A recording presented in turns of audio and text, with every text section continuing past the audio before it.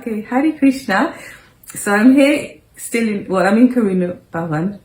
Oh, is that the right thing? Yeah, it's Scotland. And this is a wonderful devotee, Jagannath Priya. It's just confirmed. Jagannath Priya Mataji. I could spend the next hours talking about her, but I don't know if she'll let me.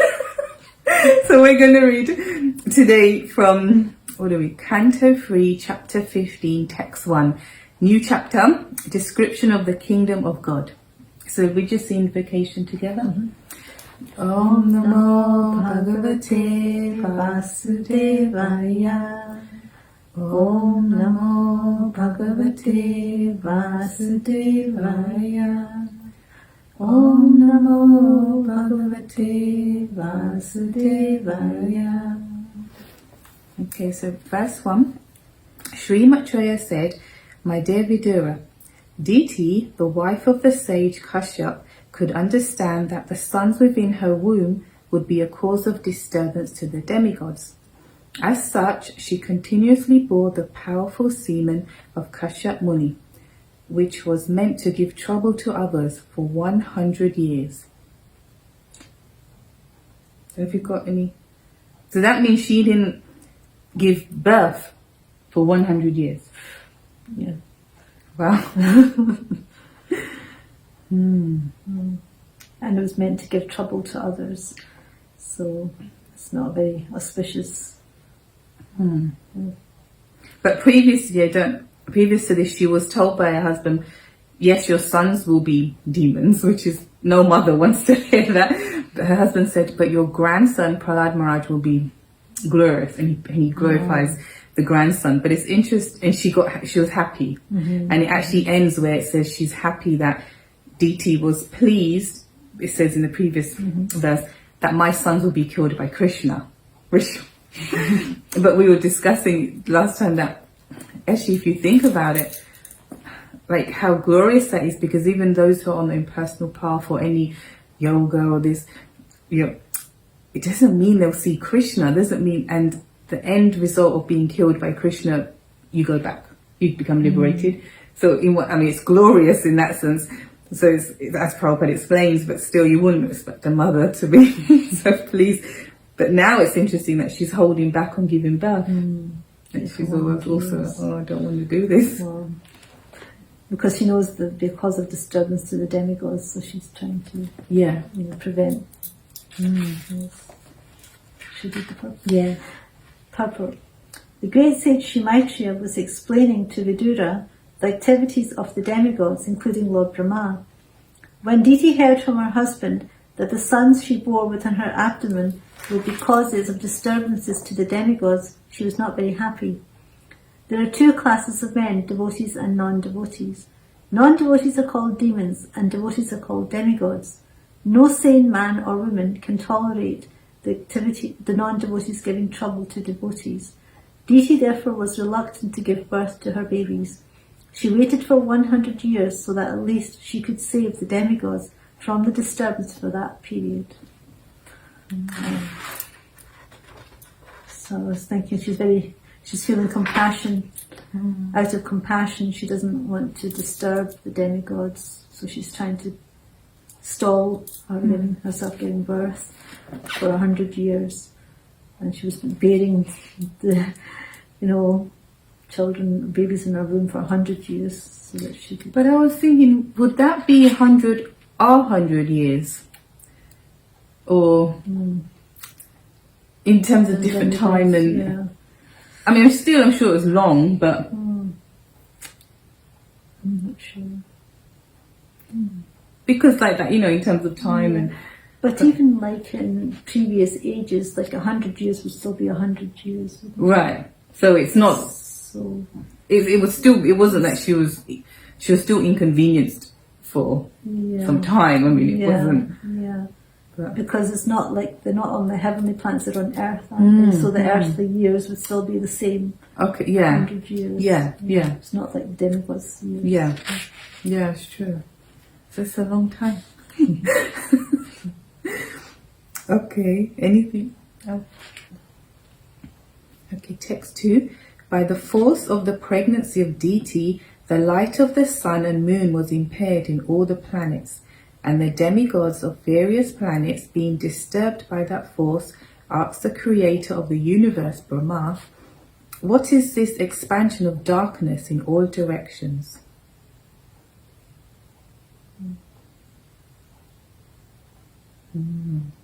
It reminds me, maybe Prabhupada will expand in the purport, but I've heard lectures from Prabhupada, when demoniac personalities take birth, there's like disturbances, like, I don't know, earthquakes or volcanoes, and sometimes, I don't know if sometimes when that happens, where we're, I mean, really, I don't just mean a little bit of thunder, but when it's really, sometimes devotees they're like, I wonder what's happening, and maybe this is a bit controversial to say this, but when Prince George was born, I don't Prince William's son, the Queen's son, it was really bad actually, and it was interesting, devotees, like, on the day that he was born, it was unusually bad. And I mean, we were just reminded, we were just like, and it was announced, everyone was happy, but we were like, God, that was a really horrible, like, day. We're just thinking, that's the controversial thing, but... Yeah, and also like when the birth of the Duryodhana and the Kauravas, there was all the jackals were found, and there was disturbances and weather, and so many. So there's some connection to the bad weather and demons being born. So, purport. It appears from this verse of Srimad Bhagavatam that the sun is the source of light for all the planets of the universe.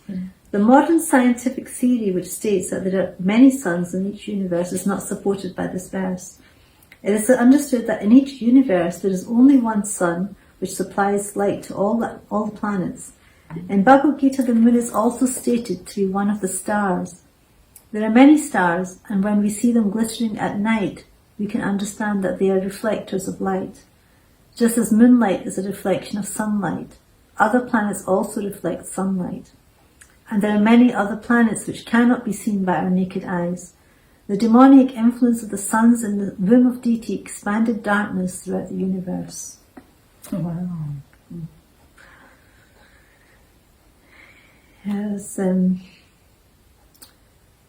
was actually reading in the Chaitanya Charitamrita today, actually, that there's something similar to this, that the light is actually the light of the sun, and the moon is like coming from the Brahma Jyotis, from the spiritual world in some form. So it's so Krishna says he's the light of the sun and the moon, so this is indirectly like that. The reason that there is light coming from the sun is the source is Krishna. He's the light of the sun and moon. And it's interesting that Krishna and his representatives, they create light in the world, and the demons create darkness, isn't it? Yeah, that's a nice point. Yeah. It's interesting because when we walk from where we're staying to the temple room, I mean, it's pitch dark. We use our phones to just walk, and I was thinking, that is a natural constitution of this material world, that pitch darkness. As it's explained, it's in darkness, and it's only through Krishna's rays or light, and that we have some, we can have some light, some mercy. Otherwise, we are at the Lord's mercy, in the sense that the material world is covered in darkness. Otherwise, and you have to use some artificial thing to see, or when the moon or the sun is there, you can, otherwise it's the place of darkness. It's great. And it's interesting how fearful it is. I mean, when we first walked up, I was like, oh no, the first day we came, and now you feel used to, but yeah, it's interesting how it just evokes fear, darkness. Yeah, it's all associated with darkness, fear, and inauspiciousness. And all these things to do with darkness, and all like it's evil things. Like ghosts and hobgoblins. And things. It's all to do and with they're darkness. feeling that. It's interesting. The demigods are like, what's going on? Why is it getting? Because they also associate that. Okay, something. It's not clearly something good. They're feeling. That's just... Okay, text 3. The fortunate demigod said, O great one, just see this darkness which you know very well, and which is causing us anxieties. Because the influence of time cannot touch you, there is nothing unmanifest before you. So this is speaking to Lord Brahma. It's interesting that because the influence of time cannot touch you, but then eventually he's also, well, he's not annihilated. I guess he just goes back, unmanifest, back into Mahavishnu, and then it's not that he disappears, but he is subject to time in his own time range. Yeah, because there's still, like Krishna says, from the topmost planet of the material world down to lowest, there's repeated birth and death take place, isn't it? So although Lord Brahma lives for such a long period of time, it seems eternal, like for us, you know, for billions of years. Still, it's at the end, Brahma does have to leave that body of Brahma, and either he enters the spiritual world or he becomes another living entity. So it's just, I think it's just a figure of speech. That he's not influenced by time, but he is in one sense. To our minds, to our perception, it's beyond, you know. Purport. Brahma is addressed herein as Vibhu and as the personality of Godhead. He is the supreme personality of Godhead's incarnation of the mode of passion in the material world. He is non-different in the representative sense from the supreme personality of Godhead, and therefore the influence of time cannot affect him. The influence of time, which manifests as past, present and future, cannot touch higher personalities like Brahma and other demigods. Sometimes demigods and great sages who have attained such perfection are called Trikalagya.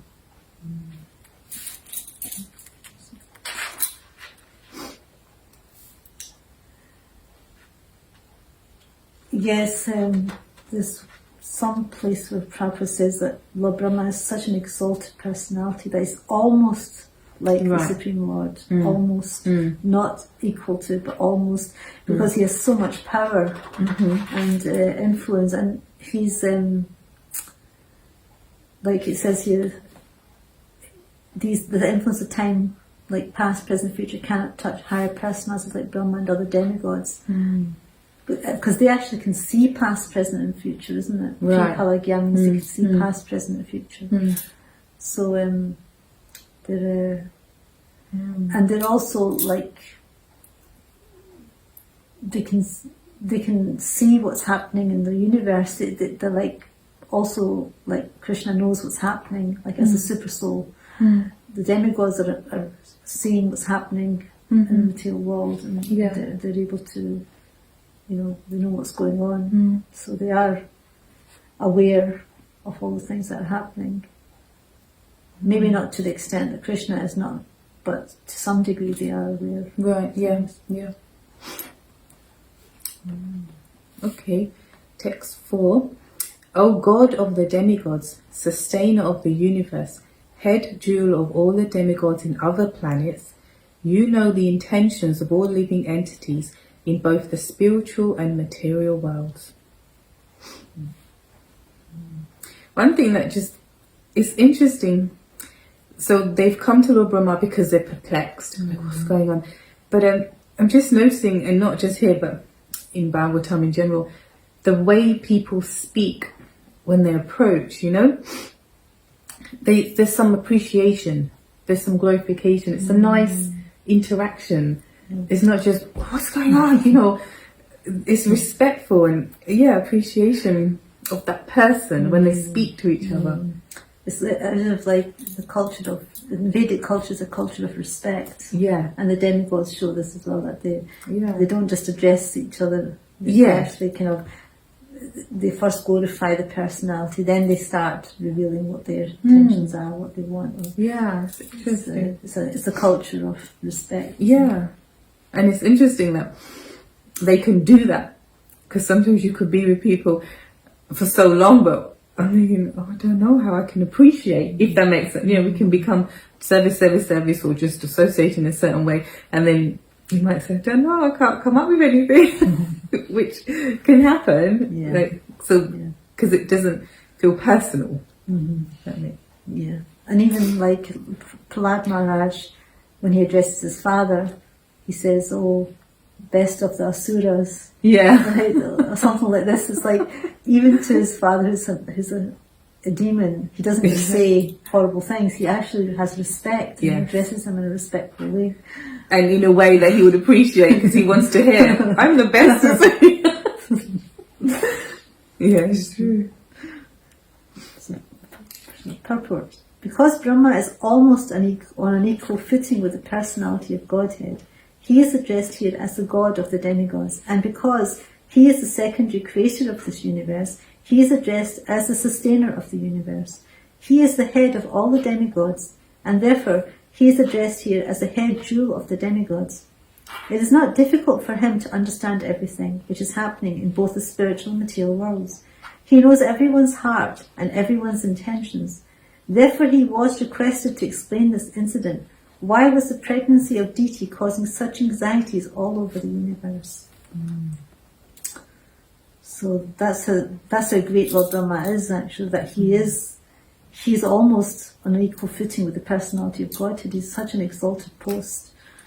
And here the demigods appreciate that he actually knows everyone's heart and everyone's intentions. So, as the super soul knows everyone's heart, Lord Brahma is also aware in some form or another everyone's heart and intentions. So that's why they approach Lord Brahma, because they can understand that Lord Brahma is also like the super soul, and he can understand what are the intentions, and that's why they think, well, he can give us the right answer. Why?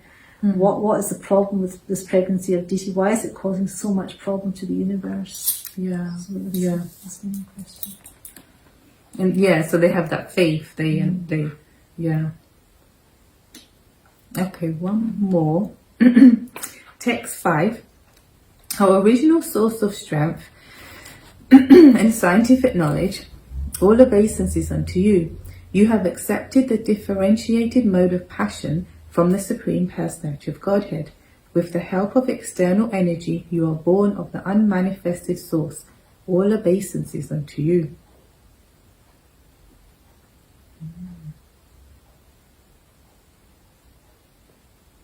So again, continue with the glorification. And I don't mean that in a way that they mean it. I don't mean that's cheap, but you have accepted the differentiated mode of passion. So you've accepted to. So it's like almost I always see it like this: like demigods are like department heads. So you've accepted that department mode of passion, like Shiva has mode of ignorance. You've accepted that as your service. That's in time, whatever that means, becoming in touch with all that and dealing with what that means. But you've accepted that from the Supreme Personality of Godhead. Purport. The Vedas are the original scientific knowledge for all departments of understanding, and this knowledge of the Vedas was first impregnated into the heart of Brahma by the Supreme Personality of Godhead. Therefore Brahma is the original source of all scientific knowledge. He is born directly from the transcendental body of Garbhodaksha Vishnu, who is never seen by any creature of this material universe, and therefore always remains unmanifested. Brahma is stated here to be born of the unmanifested. He is the incarnation of the mode of passion in material nature, which is the separated external energy of the Supreme Lord.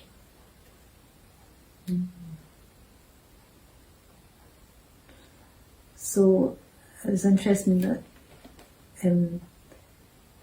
everything in the Vedas is it's very scientific, and this knowledge of the Vedas was first given to Lord Brahma. So he is actually the first person who received all this knowledge from the Lord. Yeah. And Prabhupada again says, so basically this twice Prabhupada says scientific knowledge.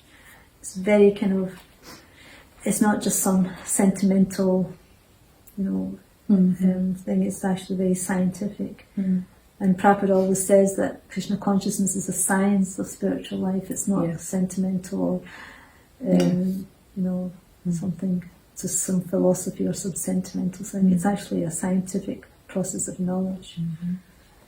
And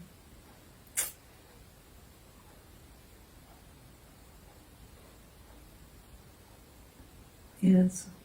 And there's just that, like you said, scientific knowledge, and that this knowledge of the Vedas was first impregnated into the heart of Brahma. So, explaining his qualification, especially in relation to why the demigods are going to him and appreciating, and who he is. Especially, I don't know if you have this experience of when you grow up in Indian families or this, and my parents would watch Indian movies or series. Lord Brahma and Narada Muni were always depicted almost comically. And to be honest with you, until I came to start reading Srila Prabhupada's books, then the personalities of Lord Brahma and Narada Muni, I was like, wow, I mean, you cannot understand them. But unfortunately, they're depicted like that. But he's the first created person, or as it were, self-born from the lotus of, as we've previously read in the chapters from Mahavishnu, and his glories, like, you could just expand them. And so it's interesting, it's nice in that way, just to appreciate Prabhupada's books and how he helps us to appreciate these personalities that can easily, especially in a certain culture, get overlooked and you don't appreciate who they are.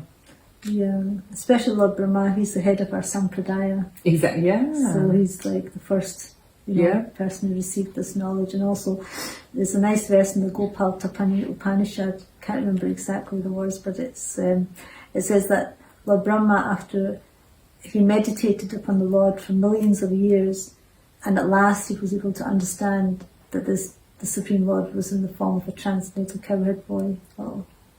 So Lord Brahma went into so much meditation for thousands and thousands of years, millions of years, and finally at the end of all that meditation, the realization that God is in a form of a cowherd boy was revealed to him. So we have that through the Bhagavatam. We're getting that. We're not spending millions of years to get that knowledge, but we're getting it by Prabhupada's mercy. We're getting it through the Bhagavatam. Yeah.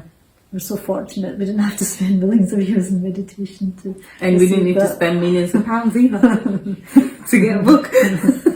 So true. And it's interesting because I was saying that to my husband today, that anyone can walk through the doors of the temple here or Iskonland or anywhere, and you're face to face with the supreme absolute truth straight away. The only thing separates obviously is the realization, but that's Prabhupada. He gave us that you didn't need to go through different yoga paths in Mayavad and realizing the super soul. We got the absolute truth as they sort of, even the demigods, they don't all see this form, and we not only see but we serve. And not only that, but we accept that Krishna is the Supreme Lord. He's a blue cowherd boy. He is the Supreme Lord, the absolute truth. And that's Prabhupada. That's mercy. That's Prabhupada. So I just felt I was in the temple today looking at the beautiful, which I will insert a picture of the deities here. Sri Koda Nitai, Mayapur Shashi. I will insert a picture so you can see they're beautiful. And that's when I had that realization that, Prabhupada he said, here you go. Hey, just like that. And all glory. We're so blessed. We are very. And see, anyway, like we're in Scotland now, devotees here. Anywhere you go, you can get 10 devotees and just discuss. Oh, yes. So thank you. I won't take up our time too much, but thank you very much, Jagat Priya. Jagannath Priya. Thank you so much for we get a day right. Thank you. Hare Krishna. Hare Krishna.